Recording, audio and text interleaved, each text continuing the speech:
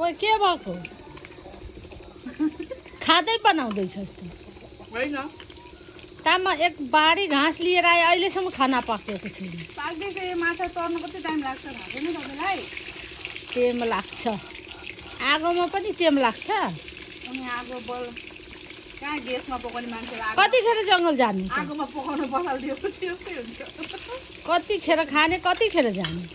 एकछिन पाकिहाल्छ त हौ खालि टिकटाक हेरिराख्छ बेलामा खाना नपकाएर खाने खाँदै त बना न को खान्छ तेरो खाना तपाईँ बाबा अहिले तँ हात धुएर गर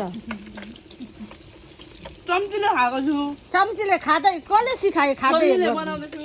तपाईँले मलाई छोरी भन्नुभएको होइन छोरी भएपछि माइती जस्तो गर्नु परेन माइत अनि किन छोरी भन्ने बुहारीलाई छोरी बनाएर छिटो गर कति खाने हुन्छ बुहारीलाई छोरी बनाएर राखेको छु आम्मामामा। कति मिठो, अहिले कति 3 खाने अझै होला कति राम्रो बनायो एकछिन नभइहाल्छ हौ कसले यो खानुपर्छ के खिर खानुभएको छ साबुदाना र सेवैको कहिले तिमीले नै खाऊ तै खानु न। खाऊ तिमी हट म आफै पकाउँछु भाग अघि बस्नुपर्छ अघि घाँस काट्नु गएको भए हुन्थ्यो त म पकाइहाल्छु हट हट